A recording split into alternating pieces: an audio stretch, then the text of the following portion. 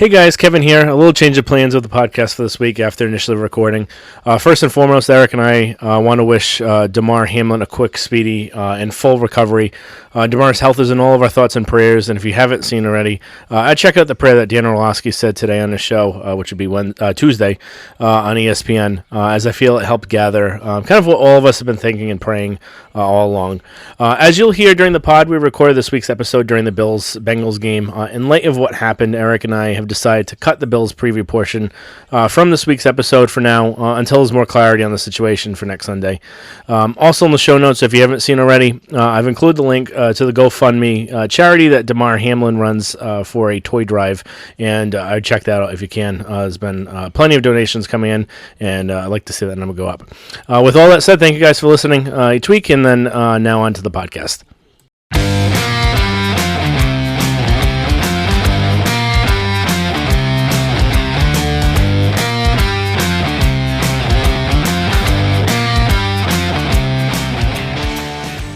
Thank you, and welcome back to the Patriots 300 Level Podcast. My name is Eric, and I'm joined by my co-host, Kevin.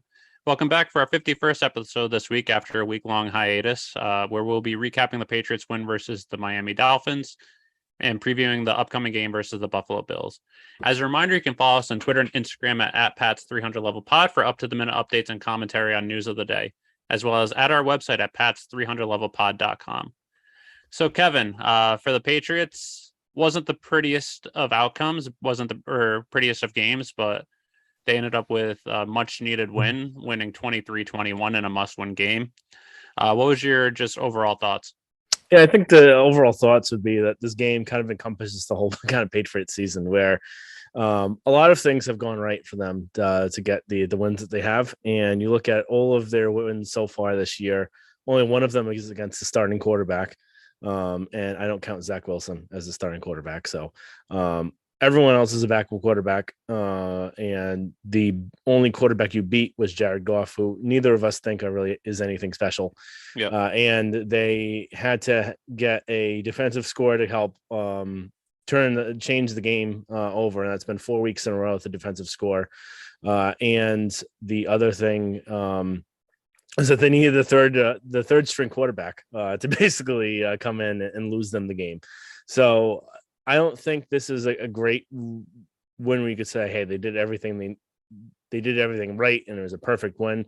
They did what they needed to do, and they got out of there with a win, and the defense looked good against a backup quarterback, which they have this year. But there were a lot of things with the offense that still don't look right, and I think that's really the big takeaway, where this team is how lucky have they been that they faced the quarterbacks they have. And again, every team does, but I feel like it could be a different season if you had kind of different quarterback play. No, I think that's fair. I thought just my overall thoughts of the game was it wasn't pretty, but a win's a win. It was against a divisional opponent that has had your record pretty much the last few years. I know previous years they had Flores as the coach. Now they have McDaniel, but it was a team that dominated you, especially from their defensive perspective, week one. And the Patriots needed a defensive score to help change the pretty much the play of the game. But I thought the biggest takeaway was, yes, they were playing against a backup quarterback, but Bridgewater is one of the better backup quarterbacks, and he was a starter for several years. And the Patriots held Tyreek Hill and Jalen Waddle to just 107 yards combined, while missing 3 of their 4 starting cornerbacks. So for me, that was my biggest takeaway. Was going into the game, we knew that Jack Jones was on IR. We knew Marcus Jones was going to be missed because of concussion. Then seeing Jalen Mills out as well, I was worried how this defense was going to cover them. Because yes, you still have Jonathan Jones, but say you put him on Tyreek Hill, which he has historically covered well, you're going to have Marcus or Bryant on Jalen Waddles or the 2 practice squad guys. So I thought overall, considering everything, the Patriots ended up playing well, a lot better on defense than I was expecting. And then the offense still wasn't great. I still think a lot of it's coaching, but they did enough and what they needed to do to win. Yep. So now I think really the biggest kind of thing that we want to talk about would just be the defense, because we've seen how they play this year, and we've kind of really gotten a tale of two defenses this year where against like these backup quarterbacks, they look like the number one defense in the league. They create turnovers, they have scores. And then when you face the better quarterbacks in the league, like Burrow and Allen and even Lamar Jackson, where the jury's still out on him, but really any of the better quarterbacks, they don't get the stops that are needed all the time.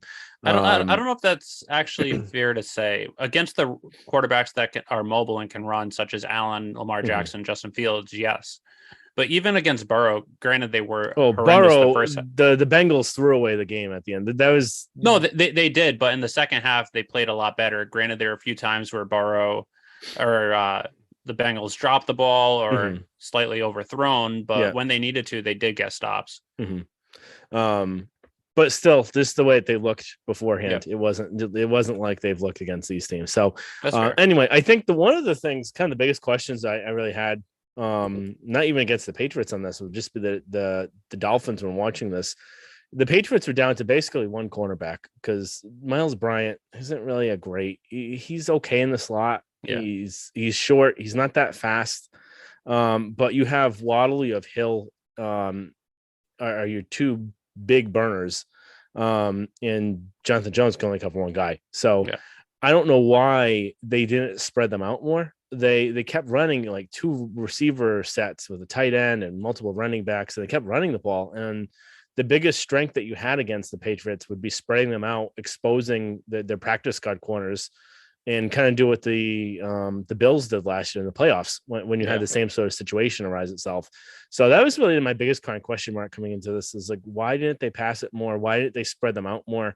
I feel like that was a key. I wonder they could have part of it was both their tackles were out, and I think they were down to third string tackle. I forget left or right tackle, but I wonder if that was part of it where they didn't think if they spread it out, they'd have enough time due to the Patriots pass rush. But I don't know why they didn't at least attempt it a few times. I know that Barmore had a big day, and we'll get to that in a second.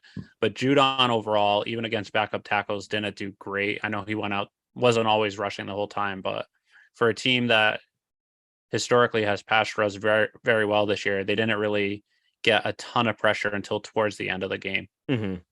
Yeah, that's really fair too. So that was another thing I was thinking about putting in the downs, is that just the amount of pressure they got, it wasn't really consistent until the end.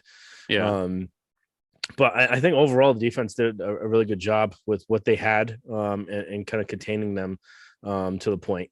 Anything you want to really go over on that at all? No, I just thought overall they did pretty well. Tyreek Hill, 4 catches, 55 yards. Jalen Waddle, 3 catches, 52 yards. And those are two receivers that I believe had over 1,300 yards each going into this game. And then Jonathan Jones had an outstanding game. I know he's been inconsistent. He had a really good first half of the season, hasn't been great the second half, but historically has covered Tyreek Hill very well, and he did the same again this week. I believe he only allowed 1 catch for 4 yards when specifically covering Hill.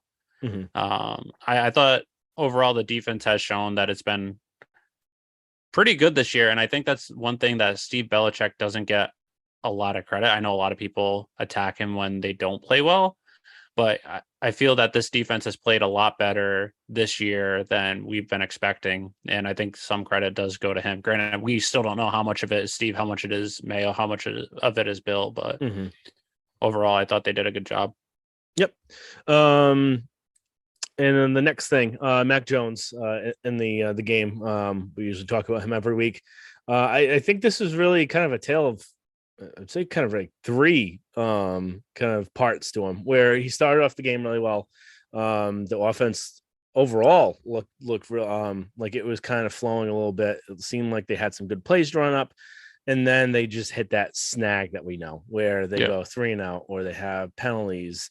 Trent Brown had another false start, which is I think his 4th in a row, like every week, or he's had an insane amount. 9 or 10 total on the year, which is insane. And they just kept shooting themselves in the foot, and they kept having that 3 and out, and they just didn't look right. And then the last third, they actually started playing well again, and Mac was able to hit some big throws. So I think it was kind of inconsistent, I would say. And again, I didn't get to watch really in the film to see there was that week where everyone was saying, "Oh, Mac was horrible. It was his worst career start a few weeks ago," and it was really bad. But then it turns out some of those bad passes were just really bad routes. So I'm Yeah. interested in seeing what happens with that. But again, so I feel a little bit more confident saying those are just bad passes in these situations, but it'd be interesting to see. But I think he had an okay game. I'd say probably if you had to grade it, what would you give him? I would say maybe like a B minus, C Yeah, plus. that's exactly what I was thinking. B minus wasn't Mhm. perfect, did enough, but also I was going to get to it in a second, but I'll just bring it up now. The coaching again Mhm. and play calling was just I don't understand it. Mhm. The like one instance that comes to mind was 2nd and 18. You have Stevenson run 17 yards and it's 3rd and 1. What do? Throw it deep. Yep. You It's have like third and we tweeted 12. out once. There was like third and short and Yep. a play call from Madden where it's the verticals and everyone. It's the exact same thing they do. And then you Yeah. have I'm assuming you can go. I think I know what the next thing you're Yeah, gonna I was going say. to say it's 3rd and 12, and they have everyone doing no one near the sticks, either people going deep or just everyone well short of the line. And it really seems like, at least this season, especially as the season goes on, that just someone that plays Madden could be a better play caller in certain instances than Patricia. I know that's not fair. There's a lot of Mhm. intricacies that go into it, but it's just some things, it's just common sense. Like, yes, if you think that it's something like a specific instance where a defense might not be expecting it, okay, that's one thing. But Mhm. historically, week after week, it's the same things. 3rd and short, everyone's going deep and there's no one short. 3rd and long, everyone's short. It just doesn't make any sense. Yep, I completely agree. It's the most baffling thing just to see week after week after week where we're just two nerd football fans that play a lot of Madden, watch a ton of football, and really have I feel like we have a decent grasp on offense and defense. Yeah. Um, but you would think someone of Matt Patricia and Joe Judge, who've had more years, and then that's their Both were whole head job. coaches for Both multiple head years. coaches.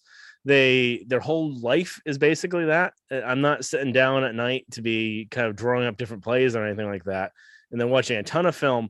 And you even watch the college football playoffs this past weekend, and I would take any of those coordinators over Matt right now because it Yeah. seems like they at least have things dialed up the right way and have an Bill understanding what O'Brien. to run. Especially Bill O'Brien for what he Yeah. did this past weekend. But it's just night and day just watching just really any offense compared to this. Maybe Yeah. not the Commanders or the sometimes the Lions, sometimes the Yeah. Jets.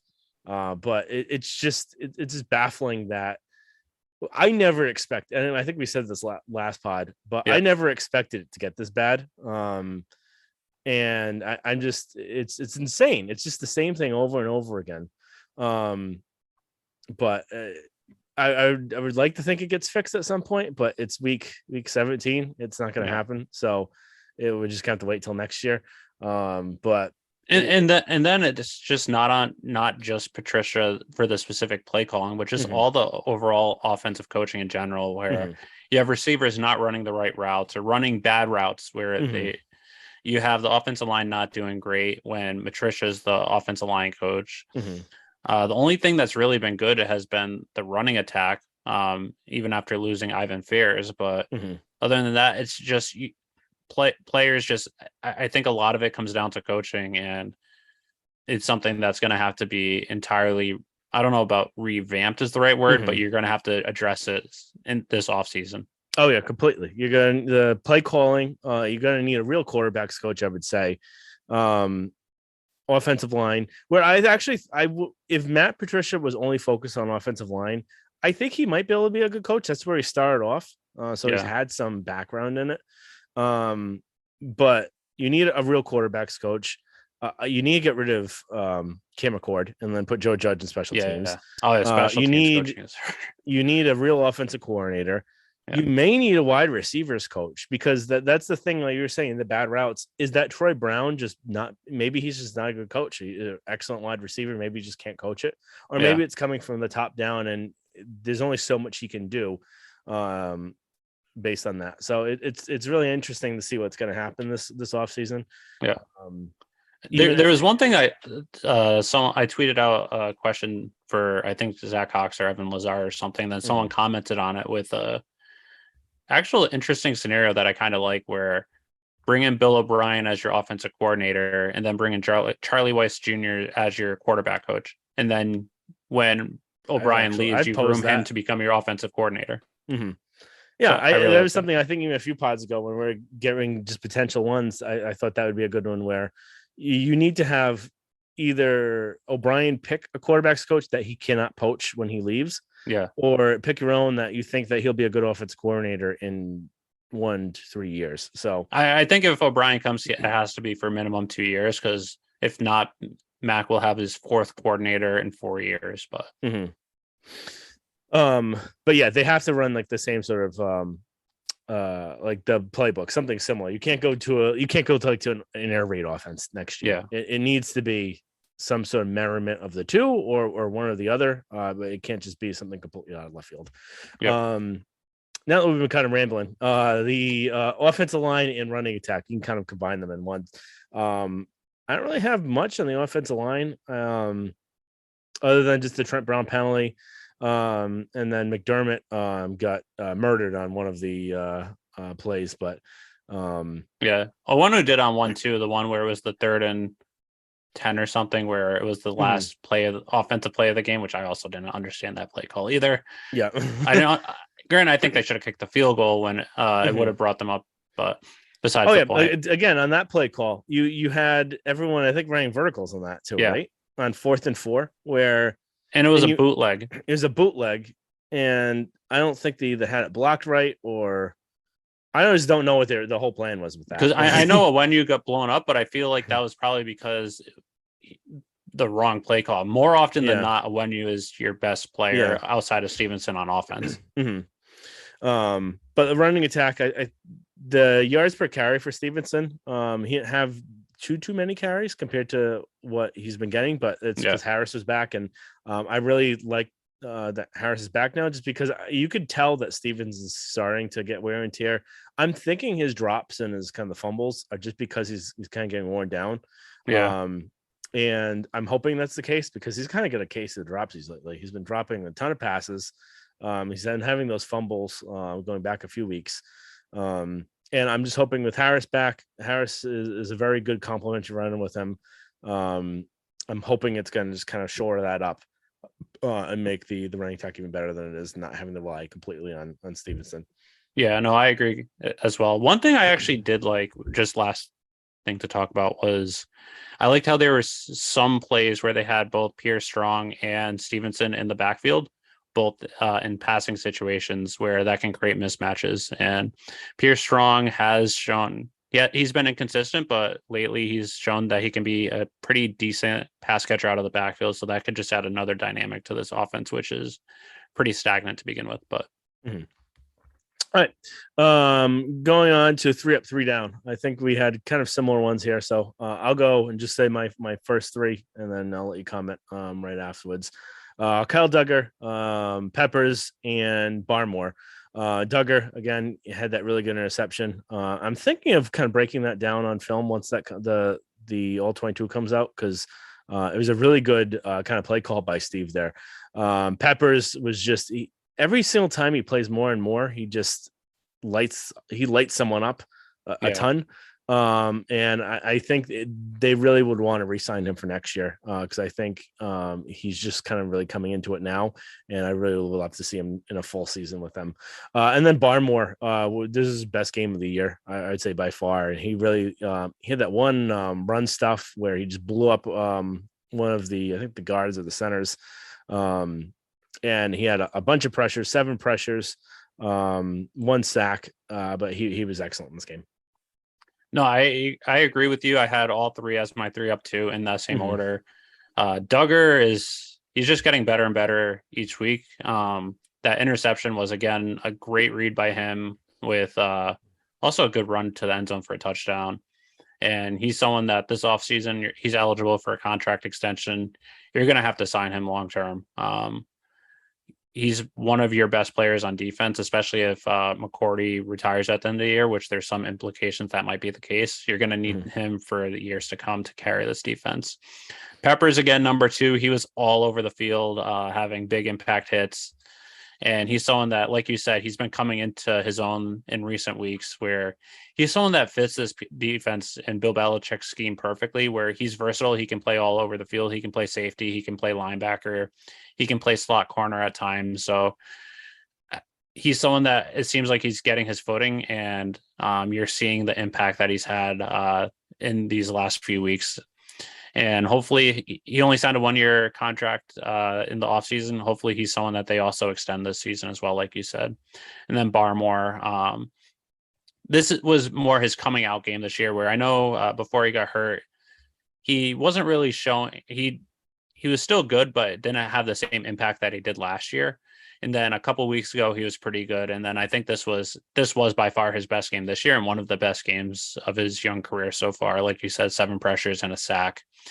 And you saw at times the sack that he got was actually due to the pressure on the outside from Judon on one side and Uche on the other, and him coming up the middle since the pocket collapsed on him. And that's something where if the Patriots want to have success, if they want to beat Buffalo and if they want to have some success in the playoffs, they're going to need a very efficient pass rush. And by having Barmore back, and then having both Judon and Uche on the outside with Barmore and Wise coming up the middle, that's a way of success. So that's something they're going to need to rely on, this front 4 and front 7 and pass rush if they want to win any more games this year. Yep. Going on 3 down. So I've got Pilar. I'm not sure who you fill in, but I've got Pilardi. I have the same as you, Pilardi. All right, Schooler, and then the offense. The punter situation, I don't think it could get any worse than this. Yeah.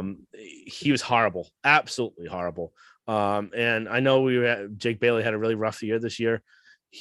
I'm taking injured Jake Bailey over this right now. He's god awful. Schooler, he had that really bad. What do you have? Was it roughing I just remember him running into the punter. Running into the punter. On 4th and 6. Extending that whole drive. And then the offense overall, like I said, I was going to put Mac, but then I'm still like questioning whether it's Mac. Was it the play calling was horrible anyway. And Mac did have some good stretches. So I would say offense altogether, just because I didn't want to give only just one person that. No, I'd say Pilardi for me was one where with Jake Bailey, he has had a very bad season, but usually it would be he'd have 3 really good punts and then a shank 7-yard punt or something like that. Where Pilardi this week, I think his first 3 punts were less than 40 yards. And then when he had, I think, 58 yards to punt it, he punts it right into the end zone for a 60-yard punt. So you couldn't have had a worse overall performance from a punter, and hopefully they get Bailey back and he's at least decent. Hopefully he somehow returns to his all-pro season, but if not, even if what he's done last year and this year is better than what Pilardi was giving you. Number 2 was Schooler, where in that you have to have situational awareness. I know he came close to blocking the punt, but you have to know the situation where they were going to go for it. The Dolphins were going to go for it on 4th down. Then there was a penalty which pushed him back. And then since he had another penalty, it brought him to 4th and 1 where they went for it. They got it. And then they ended up getting the first touchdown. Because of that, you just have to have better situational awareness, especially if you're just a situational player on special teams. And then number 3 was more the offensive play calling instead of the offense itself, just like we mentioned earlier. And then honorable mention was Kendrick Bourne, where throughout the season, outside of last week, we've been wondering where is he, but when he goes into the game, he just always seems to make a mistake, which I don't know if this is just lack of confidence because he's not getting the reps in games, but it seems when he's on the field, one of 4 things is going to happen. He's either going to have a fumble or have a penalty, have a drop, have a fumble, or get a big first down or touchdown. It's pretty much one of those 4 without fail. And this year, at least, granted, because he's not playing as much, it's usually one of the 3 negatives. So when he comes into the game, it sucks because he had a really good game the previous week. Mhm. But I wonder if part of the reason why he's not playing is because of all these errors that we're seeing when he is in the game. Oh yeah, good. Completely agree. We were texting, and you're like, "Oh, it's a 25% chance he makes a play, 25% chance of penalty, Yeah, and then 25% chance he does something wrong." So, that's only um, 75%. whatever, Yeah, 33.3. So, anyway, moving on. News around the NFL. I think the first thing we're gonna mention the Bills one, but you could clearly tell I've been distracted tonight. yeah, Just checking on updates. Both of us want to just pray for the health of Damar Hamlin. Just crazy scene with the at the Bills game, and trying to see if any updates on there, but nothing yet. But yeah. um, It happened right before we were about to film, and so we're filming now. The game's been suspended, obviously, but we obviously don't know. So that's just yeah, and the pray fact for it. that Goodell hasn't at least postponed this game already is insane. Like, I can't imagine going into your own work, and Yeah, no matter where you work, if you work in a pharmacy or an office or what have you, and a coworker collapses and needs CPR. Um, would any of them tell you to go back to work that same day and just say, "Oh, give 5 minutes, everyone," and then just yeah. go back to your jobs? That would never happen. And I Um, think the only reason why the game was suspended was because McDermott and Taylor both said we're not going to play, and then the yeah, NFL's hand was forced. But you could tell the NFL didn't care; they just cared about the money and they wanted the game to be played. But hmm there are things that are more important than the game. hmm so just praying for him. We don't really have too many updates here. He was taken out on the ambulance. Just praying for him and his family, and hopefully it's nothing too serious. But we'll have to see. All right, Jarrett Stidham. Moving on to something a little bit more happier. This is going to bring the Stidhanons back on into play, where Stidham had an insane game against the 49ers. Again, although he did have his interceptions that he's known for, Yeah, but he did have more touchdowns than interceptions, which wasn't the case coming into this game, where he actually had more interceptions than touchdowns. What do you think that really means? Really, just for Stidham and for the Raiders and Carr. Do you think it's more of an aberration where Carr is just really bad, or do you think Stidham's really good and somewhere in between? I think it's somewhere in between because last year we saw Carr had 5,000 yards Mhm. passing. I think 2017 or 2016 he was one of the front runners to be MVP until he got hurt. So like we've seen the potential. I think it's just the change in offensive system to McDaniels. Plus, also, I don't think he's very good, but I think he's an average quarterback. But when given good surrounding pieces, he can be good outside of this year. I still don't think. I really liked Stidham when he was here. I wish he had an opportunity to play and to start. I know when he was in there, he was inconsistent, but he also seemed way too happy in 2020 Mhm. to just be a backup, and it didn't really seem like he wanted to grab the reins by the horn when he was projected to be the starter. Last year he seemed also happy to be inactive every week and being the backup quarter, the third string quarterback. So Mhm. I wish him success, but also even though he had such a great game, once the game went after Robbie Gould missed the field goal for the game to go into overtime, I texted you saying, "Now let's hope the real City comes to play in overtime." And boy, did he with that horrendous Yeah, interception. what a just that was a prototypical pass that we thought we would see from him. So Yeah, just throw it up surprised it took there. that long, but Yeah. I thought overall he had a really good game, and it shows that the Raiders offense can be productive as they scored 34 points against the best defense in the NFL in the 49ers. And it makes me worried as a Patriots fan to wonder what that offense is going to be like with Tom Brady at the helm next year. But Yeah.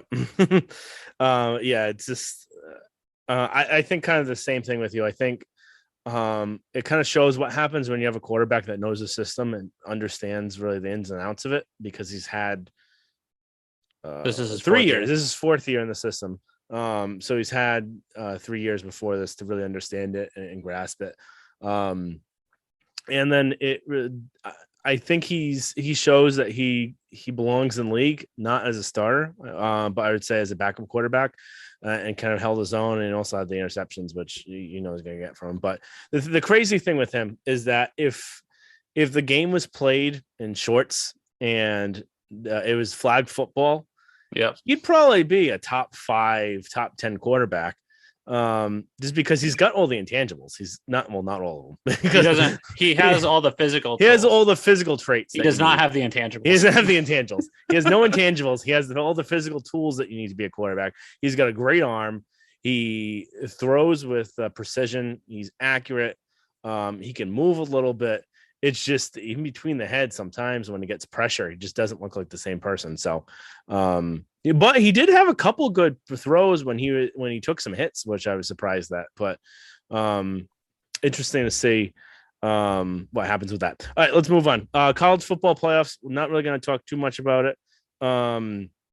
But it was a great. I'm not sure if you didn't really get to see him because you were traveling. But no, I didn't get to see the 2 playoff games because I was flying and having a lot of flight issues on New Year's Eve. But glad to see TCU win, and then a great game. Or the TCU game was great, and then the Georgia Ohio State game was great as well. Granted, non-calls and certain calls kind of marred both games, but overall I thought it was just seeing the highlights and everything, just a great weekend of football. And even just all the overall bowl games, a lot of them have been very close. It was an awesome night. Didn't even have to watch any of the ball drop stuff because of 2 great games that were on. So I just really enjoyed it. I think college football overall, the whole not only the playoffs but all the bowl games have all had kind of some great storylines, and we're all really exciting to watch so far. And even today, we're taping on the 2nd on Monday. But the Mississippi State game, honoring Mike Leach with those awesome helmets with the pirate flag, and then ended up covering at the end by that lateral play, kind of like the Patriots. But kind of awesome. The opposing team was actually down. Yeah, they were down. They needed to lateral. Yeah, so. Next one, Ron Rivera, not knowing that his team could be eliminated that day was just really, it just kind of really shows. I don't know if he really has it anymore, where you see where a game passes a coach by, and the team has never been, well, the one problem is they've never had a real good quarterback. So it's really tough to say where he had them in the playoffs last year, but with a losing record. I don't really know, but it's just kind of baffling that he didn't know all the scenarios off the top of his head, where you would know, where Bill only talks about the next game, but the back of his head, he knows exactly what he needs in order to get there. Even there was the game against Miami years ago, where they ended up losing the Castle game, where they ended up losing the game because they wanted to face the Bengals instead of, I don't remember who the other, or they wanted to face was it the Jaguars instead of the Bengals? I think so. It might have been they wanted to face the Jaguars instead of the Bengals. He knew all the different permutations, had Castle throw the ball into the stands. So it just kind of shocking that you just didn't know. And it kind of just shows how, I know a lot of fans are saying you need to move on from Bill, but if you look at, I'd say there's 32 head coaches in the NFL. If you had 25 of the other coaches coaching this team, this team would look horrendous, and it wouldn't be where it is today. And it just makes you, the grass isn't always greener on the other side, is what I'm trying to say. Yeah. And with having Bill, who's one of the best coaches of the NFL, I think a lot of times we take that for granted. All right, moving on to the Bills game. One more thing just before we move on is just I missed that. Yeah, the Patriots path to playoffs. I'll let you. So a lot of things went the Patriots' way this weekend. Where if they beat the Bills on Sunday, regardless, they advance to the playoffs. However, if they lose, they can still make the playoffs if the Jets beat the Dolphins, which it's seeming like Tua is not going to play on Sunday. So it's either going to be Teddy Bridgewater or their third string quarterback, Thompson. They need the Jaguars to beat the Titans, which the Titans are starting Josh Dobbs, and I believe they've lost 6 straight. And the Jaguars have seemed like they're one of the better teams in the NFL the last 6-7 weeks. So The Jaguars one seems pretty likely, although they are going up against Vrabel, who is one of the better coaches. The Jets at least seems realistic, even though they don't have anything to play for. And then the Steelers, they have to lose to the Browns, which if they lost to the Ravens last night, you wouldn't have to even worry about that. So that one seems like the least likely, but the Browns do have Deshaun Watson back. They have talent, but they're not really coached great. So the Browns Steelers game and then the Dolphins Jets games are both Sunday at 1, which is the same time as the Patriots. The Jaguars Titans is Saturday night. So the Jaguars game, if they lose, you at least know going into the game the Patriots need to win. If they win, then it's still alive that they can make it with losing, but it's going to depend on you can't assume that all those scenarios are going to happen. But so the easiest way is just to win out, obviously. But you are going up against a Bills team that has pretty much manhandled you 5 of the last 6 times you played them. Yep. So easy thing, win and get in. And we don't have to even worry about any of that stuff. So yep. Will be interesting to really see what happens. I think one of the interesting kind of storylines too was just that path was that the NFL having the Chiefs play on Saturday night, where you would think they would they'd want all of the kind of scenarios that would have to happen all kind of line up in the same time slot. That way the Bills would know going into the game basically what they need to do, where if and who even knows what's going to happen now with this game, but let's say and this could actually kind of change everything, but let's say they would it seems like they're postponing the game. All the gear's been kind of hold off. It's been announced that it's postponed. I don't know if they're going to end up replaying it or just so I don't know if it's going to go to like tomorrow or if it's going to be like just 2 weeks from now, if it's canceled. But I don't think it'll be 2 weeks because that's when playoffs start. They could always change that, but yeah, who knows what's going to happen. So, but let's say assume there's going to be a game somehow called for this, but the Bills would know going into the game what they need to do is really the big thing I was getting at, where usually they would want to have all the suspense happen at once, but it did work out in the Patriots' favor for that, at least. And I think that's really all I had. Anything else on the path, or do you want to go right into the Bills? No, just the only thing is it depends on if they're going into the game. The Bills could rest their starters if they know they have the 1 seed or they know they're not going to get the bye. But also McDermott absolutely hates Bill. So even if they knew that, I wonder if he would even bench him because he doesn't want the Patriots to win, or maybe even after what happened tonight, maybe he does rest him where it happened to someone. So we'll have to wait and see, but you just have to go into the game assuming you're playing all their starters, and you're just gonna have to play your best game of the season if you want to win and make the playoffs. And then the way that Bill's always been is you can't rely on anyone else, so you can rely on yourself. So easy way in and you're in. You don't want to go into the playoffs backing in anyway. So and if they don't beat the Bills, honestly, they don't really deserve to make the playoffs, where you're 0-6 versus teams that have over a 500 record. You have 1 win versus a quarterback that's a starter, which is Zach Wilson, which I don't know if that even counts. So pretty much you don't even not Zach Wilson, Jared Goff, but Jared Goff sucks. Yeah. So that doesn't even really count. So that's the big thing, where if you can't beat them here, how are you going to beat them in the playoffs? What are you really hoping for? Where likely there's a good chance where even if you were to get in, you're probably going to be playing them in the Chiefs. League.